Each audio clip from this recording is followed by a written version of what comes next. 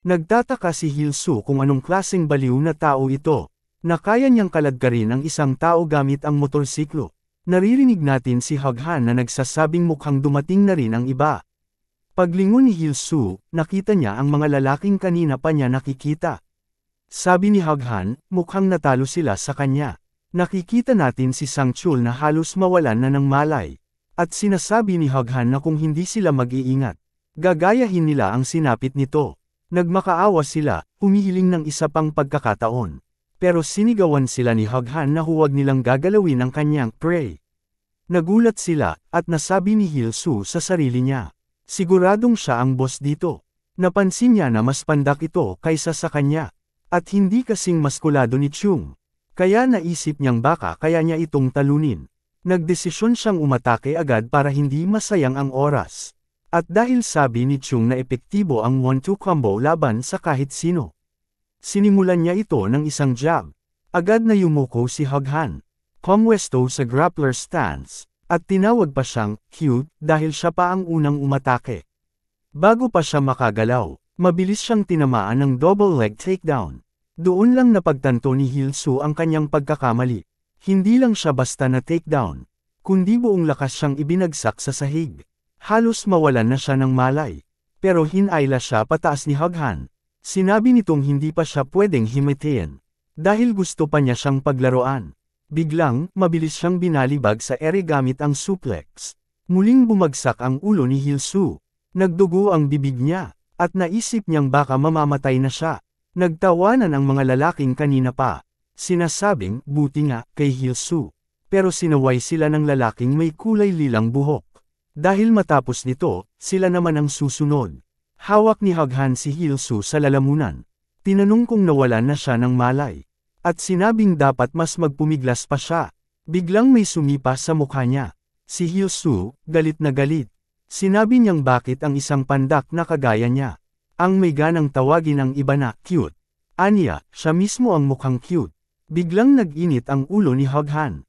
Tinanong kung bakit siya tinawag na cute. Dito nagsalita ang isa sa mga lalaki. Sinabing baka totoong mamatay si Hilsu.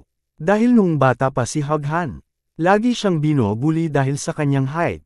At ang pinakabawal na bagay na sabihin sa harap niya, ay ang salitang, cute. Binitawan ni Hukjin si Hilsu. At nagtataka si Hilsu kung ano ang nangyayari. Hinanda niya ang kamao niya para umatake. Pero biglang kumapit sa kanya si Hukjin. Sinabing bumagsak na siya agad. Dahil sasalubungin na niya ang kanyang impyerno. Isang iglap lang, nalock siya sa triangle choke. Doon niya napagtanto, hindi siya makagalaw. Hindi siya makahinga. Habang tinanong siya ni Hughan kung handa na ba siyang kainin. Sinabi ng isa sa mga lalaki. Nag-umpisa na. Ito ang triangle choke from hell. Kapag nahuli ka nito, hindi mo magagamit ang iyong mga braso o paa.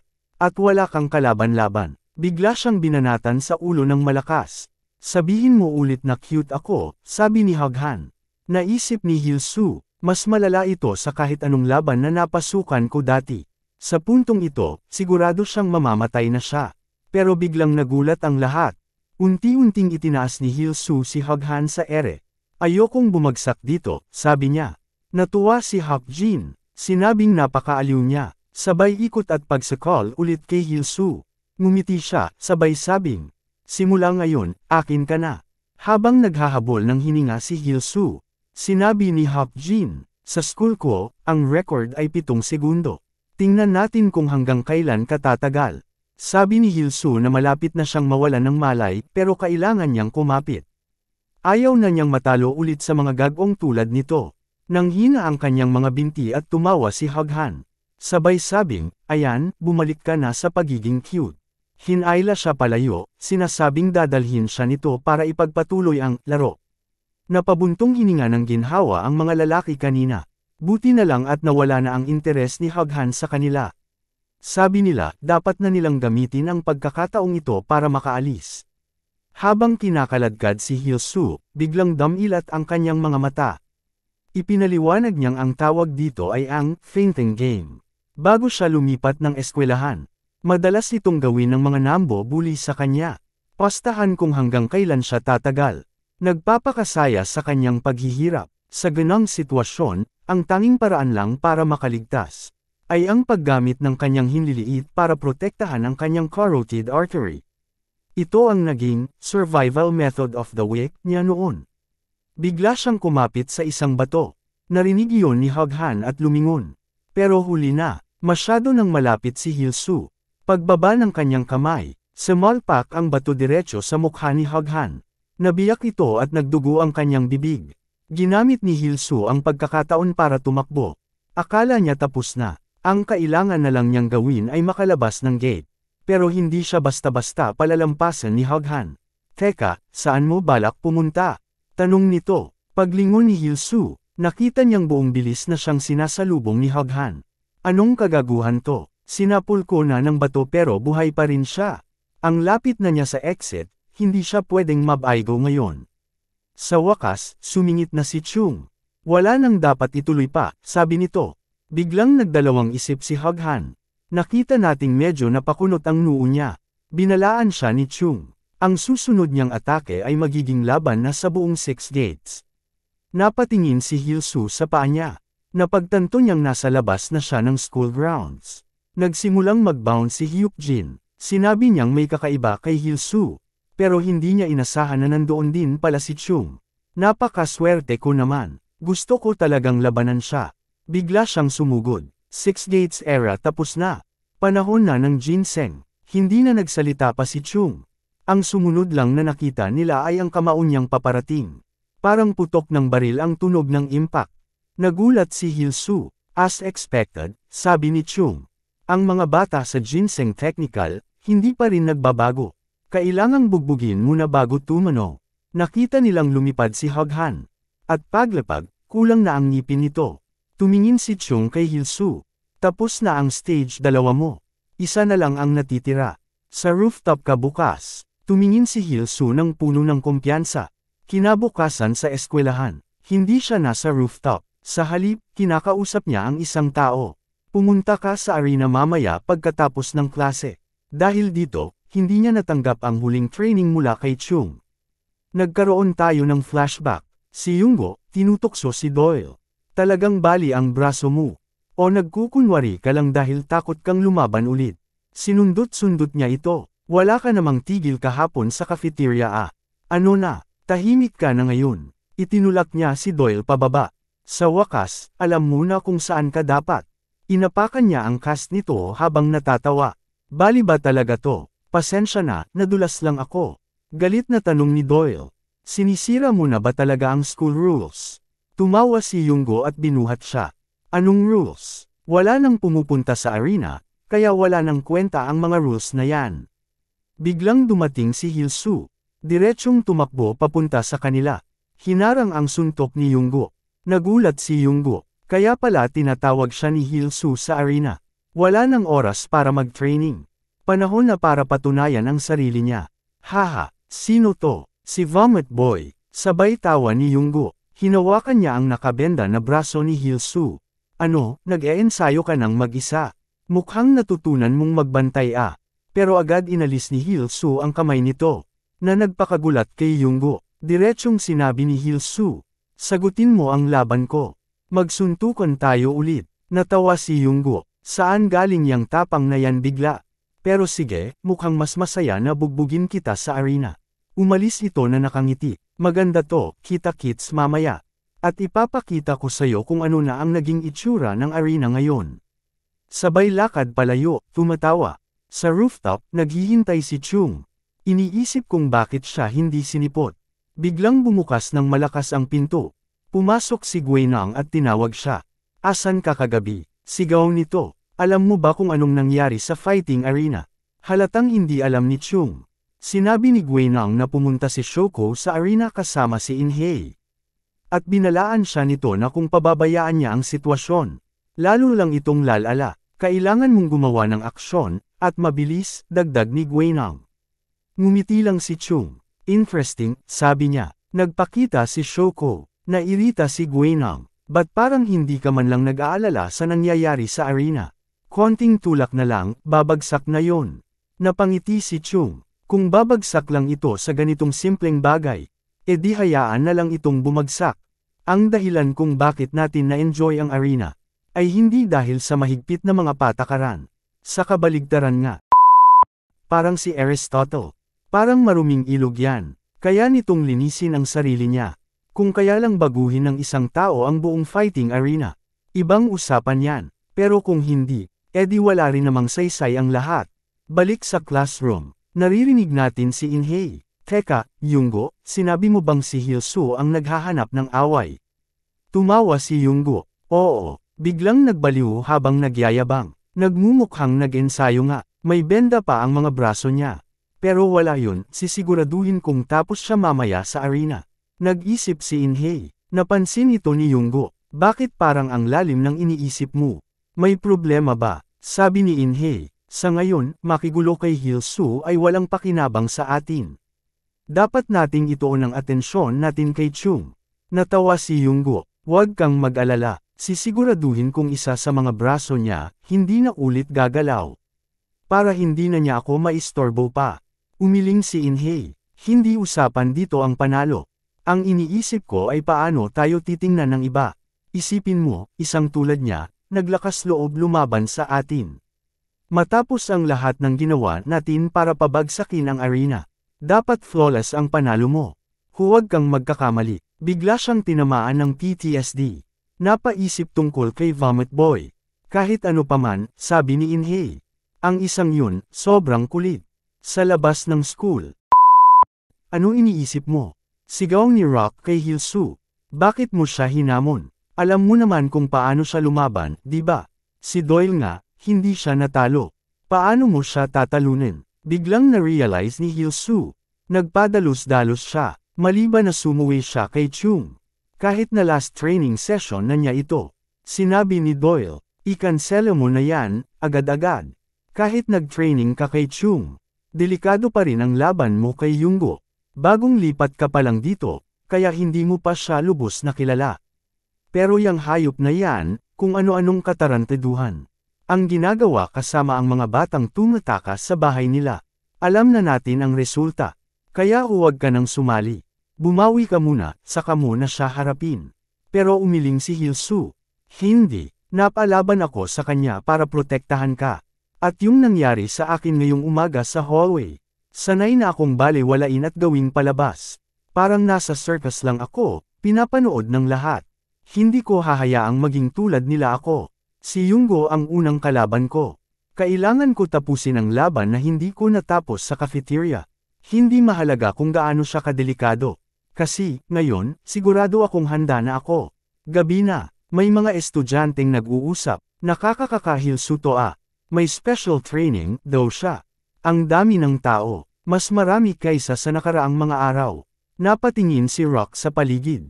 Simula noong nag-enroll tayo, ngayon lang ito napuno ng ganito karami. Sabi ni Doyle, malaki ang naging epekto ng dalawang laban ni Hilsu. Ang tunay na saya sa fighting arena, hindi lang naman sa kung sino ang malakas. Kundi yung may lakas ng loob na lumaban. Sa loob ng ring, nakasando si Yunggo sa lubad. Huli si Hilsu, sabi niya. Tumawa ang mga kasama niya. Baka takot lang lumaban. Ngumisi si Yunggo. Mas mabuti pa nga kung tatakbo na lang siya. Mas madali siyang tapusin. Sa labas ng eskwelahan, nakamasid si Chung. May mga estudyanteng nagsimula ng mainip. Kailan ba to magsisimula? Joke lang ba to? Hoy, kunin niyo na si Hilsu. Tumawa si Yunggo. Mga niloko lang kayo. Wala namang balak lumaban si Hilsu. Mas mabuti pang mag-drop out na lang siya. Nagsimula ng magduda si Rock. Shit, baka nga hindi na siya darating. Pero biglang bumukas ang pinto. Lumingon si Rock. Si Hilsu, nakatayo sa may pintuan. Anong dahilan ko para mag-drop out? Tanong niya. Nagulat ang lahat. Ahit ang ulo ni Bro. Ngumiti si Hilsu. Ngayon lang sa wakas. Pakiramdam ko may dahilan na para pumasok sa eskwela. Pinipigilan ni Yunggo ang tawa niya. Pero hindi niya kinaya, napaluha pa siya sa kakatawa. Akala mo ba, sabi niya, na yung pag-aahit ng buhok mo, may mababago. Lahat ng estudyante, nagtatawanan. Bro, baliw na to. Grabe, cringe. Ngumiti lang si Chung. Sabi ni Hilsu, sige lang, tumawa kayo ng tumawa. Hindi rin naman kayo makakatawa ng matagal. Napailing si Yunggo. Ganyan din si Doyle dati, kumpiyansa sa sarili. Tingnan mo kung paano siya pinatay ng bugbog. Saglit lang pero may bahid ng pag-aalinlangan sa boses niya. Ngumiti si Hilsu. Ay na, subukan mo lang. Itinaas ni Jinhang ang kamay. Handa na kayo. WWE stare down intensifies. Itinaas ni Hilsu ang kamao niya. Tapos na ang dati kong sarili. Gagawin ko ang lahat para manalo, kahit buhay ko pa ang nakataya. Makikita natin, malaki ang naging improvement ng katawan niya. Sumigaw si Jinhang, laban. Biglang sumugod si Hilsu. Mabilis siyang nagpakawala ng suntok, pero nasalag ni Yunggo. May tapang ka nga, pero hindi lang tapang ang labanan dito. Nag-counter si Yunggo, isang malakas na suntok diretso sa mukha ni Hilsu. Pagsisisihan mo tong kalokohan mo. Sinimulan niyang bugbugin si Hilsu. Isang suntok, dalawa, tatlo. Pinapa-atras niya ito papunta sa kabilang dulo ng ring. Nag-ensayo ka ba sa boxing gym? Tanong niya, kulang na kulang, gago. Nag-spin elbow si Yunggo, sabay isang kaliwa sa mukha. Tandaan mo, sikat ang eskwelahang to sa bugbugan. Di ka matutulungan ng ilang training lang. Bumagsak si Hilsu, pero nag-push up agad siya para tumayo. Ang bilis niya. Nakakabaliw ang lakas niya, naisip niya. Masyadong mabilis at malakas. Ibang level to. Kumpara sa mga nasa technical school. Huminto siya saglit, sinubukang lumaban muli. Pero si Yunggo, parang wala lang. Umiilag habang nakataas lang ang mga kamay sa likod niya. Ano yan? Nag-stretching ka lang. Natatawang tanong ni Yunggo. Sige nga, subukan mong tamaan ako. Sabay biglang isang malakas na suntok. Napatalsik si Hilsu. Hindi lang mabagal. Sobrang bagal. Sigaw ni Yunggo. Nagsimula ng mangasar ang mga nanunood. Hoy, gago, wag ka lang upo dyan. Lumaban ka. Ano na, yung yabang mo kanina. Nilinga ni Guinang si Chung. Ayun na nga, tulad ng inasahan ko. Masyado silang nagiging kampante. Ngumiti si Chung. Tingin mo ba talaga yan ang nangyayari? Tingnan mong mabuti. Sino ang mas nakatutok sa laban? Doon nila napansin. Hindi bumibitaw ng tingin si Hilsu kay Yunggo. Natawa si Yunggo. Solid, ha? Tumatanggap ka ng suntok na parang human sandbag. Pero, napansin niyang hindi na nagtatangka si Hilsu na mag-guard. Nagbago ang ekspresyon ni Yunggo. Sabi ni Hilsu, kakalabanin pa lang kita. Sa kabila ng natanggap niyang bugbog. Punong-puno pa rin ng kumpiyansa ang mga mata niya. Sa rooftop, sinabi ni Hilsu kay Chung na hindi na siya aabot sa huling training. Sumuwi siya sa utos. Dapat hindi pa siya papasok sa fighting arena hanggang matapos ang training. Pero dahil sa isang iglap ng bugzo ng damdamin, hindi na niya napigilan ang sarili niyang hamanin si Yunggo. Saglit na natahimik si Chung. Sok, kailangan nating baguhin ang training plan. At bigla siyang sumugod kay Hilsu. Boom! Nothing beats a crash course, sabi niya. Kapag walang oras para sa totoong training, itinaas niya ang kamao niya. Ito lang ang kailangan mo. Makipagsabayan sa akin. Bago pa makasagot si Hilsu, isang malakas na suntok ang lamandeng sa sikmura niya. Pak! Napaatras siya, halos lumipad sa lakas ng impact. Ano to, gago? Nababaliw ka na ba, Chung? Naglakad palapit si Chung, malamig ang tingin. Plano mo rin bang upuan na lang ang suntok sa arena? Lumaban ka. Nagpakawala ng suntok si Hilsu. Nag-step aside si Chung, walang kahirap-hirap. Nagpatuloy si Hilsu, kaliwat kanan, mabilis, sunod-sunod. Pero hindi niya matulak si Chung. Mabagal, mahina, ni walang matinong estudyante dito na matatalo mo sa mga suntok mong yan. Parang suntok ng bata, gago. Napakuyom si Hilsu. Alam kong hindi ako lalakas agad dahil lang sa ilang training sessions. Pero kahit papano, kailangan kong manalo. Sumugod siya ulit, isang solidong right hook. Boom! Mabigat ang tunog. Parang noong tinamaan niya si Sancho. Nagulat siya sa sarili niya. Tiningnan siya ni Chung. Sa kabila ng bigat ng suntok, hindi siya umiwas. Hindi man lang siya nagbaba ng guard. Kung gusto mo talagang manalo, sabi ni Chung, ibaba mo muna ang depensa mo. Sa arena, isang primal scream ang pinakawalan ni Hilsu. Nagulat sina Rock at Doyle. Buong puwersa siyang sumugod kay Yunggo, sunod-sunod ang suntok. Napailing si Doyle. Sumuko na ba to? Anong silbi ng training niya kay Chung kung basta na lang siya magsasayang ng suntok? Tumawa si Yunggo. Ito na ba yun? Wala siyang kahirap-hirap sa pag-iwas. Akala mo ba may tatamaan ka sa mga suntok mong to? Sinabayan niya ng counter si Hilsu. Swoosh! Damaykit si Hilsu, iniwasan ang suntok na dumaan sa pisngi niya. Bigla niyang hinawakan si Yunggo. Nagulat si Yunggo. Anong trip mo? Sinubukan niyang itulak si Hilsu palayo. Pero mahigpit ang kapit nito. Ang boring ng laban. Sigaw ng ilan sa crowd. Ang pangit panuurin. Kung matatalo ka rin lang, sana nagmukha kang cool man lang. One-sided beatdown lang to. Biglang hinawakan ni Yunggo ang ulo ni Hilsu. Sabay sunod-sunod na tuhod sa mukha. Bang! Bang! Bang! Pero ngumiti si Hilsu. Okay to, sabi niya sa isip niya. Swak na swak sa plano ko. Balik sa rooftop. Kapag hinawakan mo ang batok o katawan ng kalaban, ibaba mo ang depensa mo. Dapat mo siyang i-lock para hindi siya makagalaw. Doon pa lang magsisimula ang totoong laban mo. Bang! Isang malakas na suntok ang pinakawalan ni Chung. Direkta sa tagiliran ni Hilsu. Nasamid si Hilsu. Sok! Ang hirap tamaan ng target na gumagalaw. Pero kung hindi siya makagalaw, pak! Pak! Pak! Sunod-sunod na suntok ang pinakawalan ni Chung. Walang puwang para makahinga si Hilsu. Nagpumilit si Hilsu makaganti. Napangiti si Chung. Yan ang natural na reaksyon. Kapag sinuntok ka, anong gagawin mo? Gaya ng tiniis mo ang training ko. At nang dumating ang tamang pagkakataon. Boom! Isang suntok sa sikmura ang nagpalipad kay Hilsu. Nagdulas siya sa sahig ng rooftop, napahawak sa tiyan niya. Hindi niya pwedeng itaas ang guard niya. Pero, biglang nasa harap na naman niya si Chung. Napakabilis. Wala na siyang oras para umilag. Pero, huminto ang kamao ni Chung, 1 pulgada lang mula sa mukha niya. Nagulat si Hilsu. Huwag mong unahin ang clean hit, sabi ni Chung. Lituhin mo muna ang kalaban.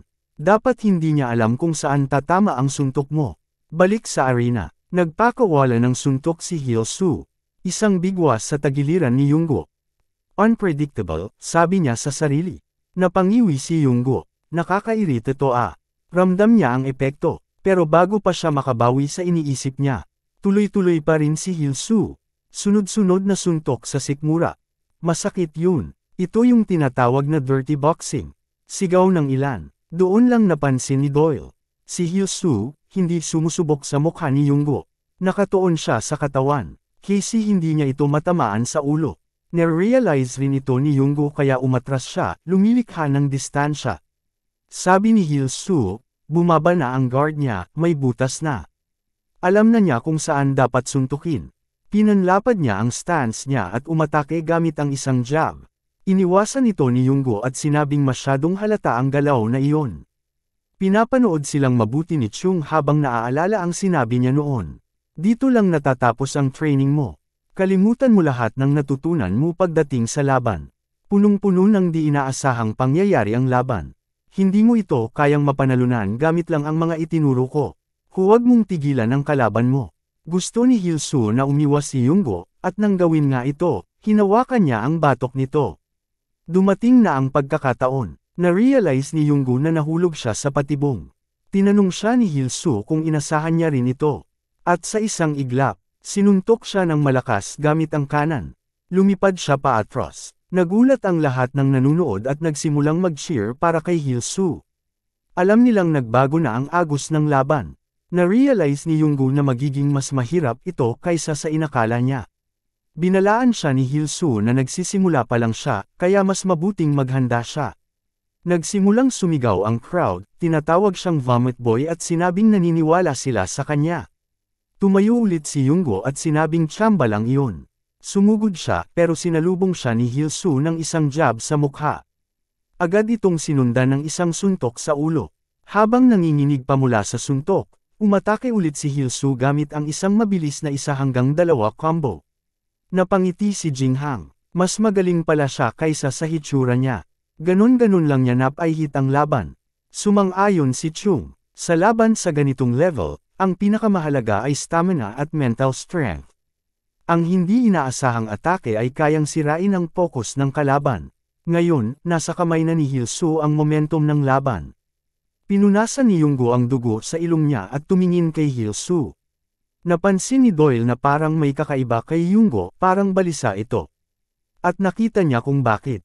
Sa second floor, nakamasid si In-hae. At hindi ito natuwa sa nangyayari. Bumalik sa isip ni Yunggo ang sinabi ni In-hae. Manalo ka ng walang bahid ng kahihiyan. Nagalit si Yunggo. Nakakahiya to. Dahan-dahan niyang tinaas ang paa niya sa Muay Thai stance. Tapos na ako sa walang kwentang pagpupumiglas mo. Naalala ito ni Hil-soo mula sa laban nila ni Doyle. Wala siyang oras para magduda. Kailangan niya itong tapusin habang hawak pa niya ang momentum. Pero maling timing. Dumating si Yunggo na may sipa. Diretso sa mukha niya. Lumipad siya paatros. Kinagat niya ang ngipin niya, pilit nilalabanan ang pagdilim ng paningin. Anong klaseng sipa yun? Dumating ang pangalawa, diretso sa sikmura, bumagsak siya sa sahig. Ang tunog ng impact, parang tinamaan siya ng bakal. Patuloy siyang sinisipa ni Yunggo, tinutulak papunta sa lubad. Ang talunan, dapat manatili sa lupa. Isang walang kwentang tao. Pakiramdam ni Hil-soo, bawat suntok at sipa ay parang kanya ng tama. Wala siyang makita ni isang butas para makabawi. Nag-isip siya, naalala niya ang usapan nila ni Doyle. Hindi mahalaga kung gaano siya kadelikado, ang mahalaga, handa ka. Pero mag-ingat ka, may tinatago yang si Yunggo. Iba ang sipa niya. Kung susubukan mong salagin, siguraduhin mong kaya mo. Ngayon, alam na niya kung bakit natakot si Doyle sa sipa ni Yunggo. Pakiramdam niya'y hindi pa ang tumatama sa kanya kundi bakal. Muli na namang tinaas ni Yunggo ang paa niya. Gusto ko yang takot na mukha mo. Sukat na sukat sa'yo. Lumuhad ka. Magmakaawa ka. Sinubukan ni Hil-soo umiwas. Pero huli na. Diretso sa mukha. At hindi pa natapos. Sunod-sunod na sipa parang combo sa Street Fighter. Halos hindi siya makagalaw. At tuwang-tuwa si Yunggo habang pinapahirapan siya. Pero, habang nakatingala si Hil-soo, may bumalik sa isip niya. Ang mga taong iyon. Ang mga taong walang ginawa kundi pahirapan siya. Ang mga taong nagpakasaya sa sakit na dinanas niya. Walang pinagkaiba si Yunggo sa kanila. Silang lahat, pare-pareho lang. Biglang bumaba ang balakang ni Hil-soo. At, tumihaya siya, nakausli ang puwet. Nagulat ang lahat. Anong trip nito? Natawa si Yunggo pero sinipa pa rin siya. Pak! Diretso sa pisngi ng puwet. Napakunot noo si Yunggo. Tinanong siya ni Doyle, anong ginagawa mo? Sumagot si Hil-soo, sige, sipa lang ng sipa. Alam kung saan ang pinaka hindi masakit. Ninas si Yunggo, lokohan ba to? Sinipa niya ulit, pero sa puwet na naman tumama. Paulit-ulit, napahagalpak ng tawa ang crowd. Ano to, bagong teknik? Natawa rin si Doyle. Ang utak ni Hil-soo. Mukha mang katawa-tawa, pero mataba ang puwet niya At ang puwet, isa sa mga may pinakamakapal na padang sa katawan. Napansin ni Yunggo, hingal na siya, sumisigaw siya kay Hil-soo. Subukan mo kung masasalo mo to ng ulo mo. Sumipa siya, pero, mabagal na. Mula sa gilid, ngumiti si Doyle. Bumagal nga, at na-realize niya, bawat malakas na sipa, mas lumalaki ang risk. At habang tumatagal ang laban, mas lumiliit ang tsansa niyang manalo. Mas lalo nang napapagod si Yunggo. Pagod na ito kaya hindi na kailangang gamitin ni Hil-soo ang Asgard no Jutsu. Ngayon, iniwas-iwasan na lang niya ang mga sipa nito. Bahagyang nakaiwas siya sa isa at may napansin siya. Pero sa isang iglap, nataman siya sa ulo ng isang spinning back fist. Sinamantala ni Yunggo ang pagkakamali niya. Natawa ito, hindi mo siguro inasahan yun, ano? Matibay ka rin, pero tapos na to. Sumipa ito ng parang soccer kick, diretso sa ulo niya. Nagkalabugan sa buong arena. Natawa si Yunggo. Kahit gaano kakatibay, Hil-soo. Hindi mo to matitiis. Siguradong alam mo na ngayon kung anong nangyayari sa nagpapanggap na matigas. Pero, sa kalmadong boses, tinawag siya ni Hil-soo. Napatigil si Yunggo. Sinabi ni Hil-soo na sobrang bagal at mahina na ang sipa niya. At nang tingnan natin, hawak na pala ni Hil-soo ang paa niya. Nahulog si Yunggo. Itinulak siya ni Hil-soo diretso sa lupa. Nagsimula siyang pawisan. Hindi maganda to. Muling nagsalita si Hil-soo. May kakaiba talaga. Yung pakiramdam na parang bakal ang tumatama sa akin. At napansin ko rin, sa bawat sipa mong bumabagal. Lalo na noong isang beses, may kumikislap akong nakita. Hinawakan niya ang pantalon ni Yunggo. Sa loob-loob nito, nagsisigaw siya ng hindi. Pero, Hinayla ito ni Hilsu. Napunit ang pantalon. At tumambad sa lahat. Isang metal shin guard. Kaya ka pala agad napagod. May daladala ka palang pabigat sa binti mo. Nag-umpisang magingay ang mga manunood. Mandaraya ka pala, Yunggo. Nagpapanggap kang malakas pero may panangga ka namang bakal. Napatingin si Gaeng Hang kay Chung. Ano gagawin natin dito? Natawa lang si Chung. Wala, hintayin mo na lang matapos to. Tatapusin na ni Hilsu. At totoo nga, sinimulan na niyang bugbugin si Yunggo. Nasa ibabaw siya nito, walang humpay na sinasampal ang mukha nito. Napanganga si Yunggo. Bakit hindi siya napapagod? Napansin ito ni Hilsu. Kilala niya ang ekspresyong yun. Takot. Ibig sabihin, hindi man lang naiisip ni Yunggo na lumaban pa. At ganitong-ganito rin ang mukha niya noon. Noong siya naman ang inaapi. Pero, ibang Hilsu na siya ngayon. Hindi na siya tatakbo. Ipaglalaban niya na ang sarili niya. Napuno ng luha ang mga mata niya. At sa isang napakabigat na suntok, diretsyong tinamaan sa mukha si Yunggo. Bagsak ang ulo nito sa sahig ng ring. Dahan-daang nagdidilim ang paningin niya. Unti-unting nawawalan ng malay. Agad namang pinatigil ng referee ang laban. At idinakilang panalo si Hilsu. Nang itinaas ang kamay niya, napangiti siya. Nagawa ko to. Sinuntok ko mismo ang isa sa mga bully ko. Sa kabilang banda, nakahiga si Yunggo sa sahig. Nanginginig ang kamay niya. Hindi pwede. Paano ako natalo? Napatingin siya kay Inhei. Hindi pa to tapos, babawi ako para sayo. Pero, tinalikuran lang siya ni Inhei. At walang emosyon itong sinabi. Wala kang silbi. Nagsimula ng maghagis ng mga bato ang mga tao kay Yunggo. Tinawag siyang Mandaraya. Sinabihan siyang mamatay na lang. Kahit anong basura, ibinabato nila sa kanya. Basura ka, lalabanan kita bukas. Ihanda mo sarili mo. Naglakad si Hilsu papunta sa kanya, dahilan para magulat si Yunggo. Pagkatapos, iniabot niya ang kamay niya. Naguluhan si Yunggo. Sabi ni Hilsu, tumayo na siya kung natauhan na siya. Gusto talaga niyang bugbugin siya dahil sa pandaraya niya, pero wala siyang magawa, may mga patakaran. Kaya sa susunod, labanan na lang ng patas. Napatigil si Yunggo, hindi niya alam ang sasabihin. Natawa si Guenang. Mas interesante ka pala kaysa sa inaakala ko, Hilsu. Hindi ko akalain, aabutin mo pa kamay ni Yunggo. Sabi naman ni Chung, ngayon, isa ka ng tunay na estudyante ng Six Gates High School. Mas may ibubuga ka pala. Pero bigla na lang may sumigaw. Ano bang nangyayari dito? Napalingon ang lahat. Isang lalaki ang bumitbit kay Yunggo. Shoko, sinabi niyang wala ng lugar sa eskwelahang to ang isang patapon na kahit isang talunan, hindi kayang talunin. Hindi na raw siya karapat-dapat graduate. Napakunot noo si Hilsu. Sino to? Pero bago siya makapagtanong, lumundag si Chung papasok ng ring. Ano bang ginagawa mo, Shoko? Ngumiti si Shoko. Ang tagal na nating di nagkita, no? Traidor. Naglakad siya papalapit kay Chung. Ninas ako sa kabobohan ng laban na to. Hindi ko matiis na makitang nalalapastangan ang eskwelahan natin. Mas mabuti pang wasakin ko na lang ang ring na to. Natawa si Chung. Akala ko sumuko ka na, ang tahimik mo kasi. Pero mukhang interesante to, kung gusto mong lumaban. Tara, santukan na ngayon din.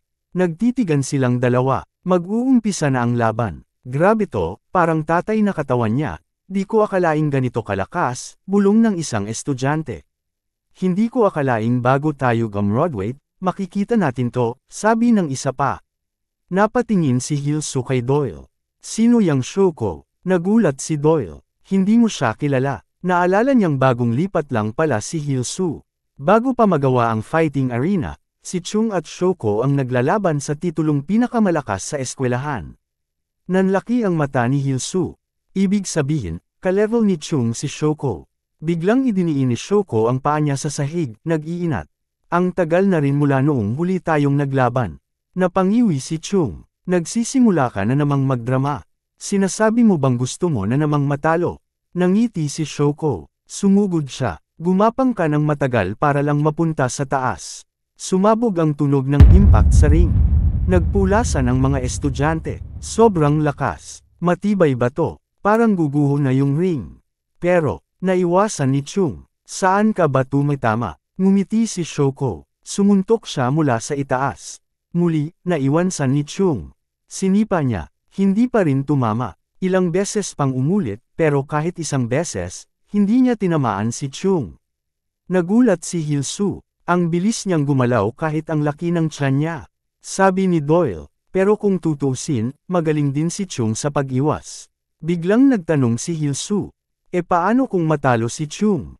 Natahimik si Doyle sandali. Pagkatapos, tumingin siya kay Hilsu.